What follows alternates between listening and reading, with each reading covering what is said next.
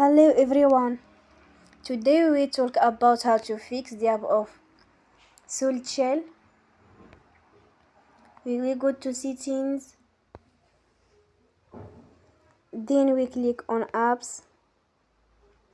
After that we will search the app SoulChill and we click. Then you will on for stop.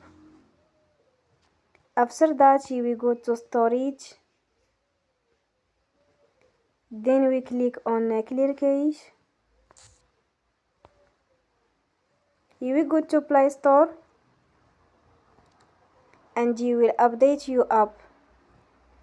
Don't forget to support us by like and subscribe. See you next time and thank you for watching.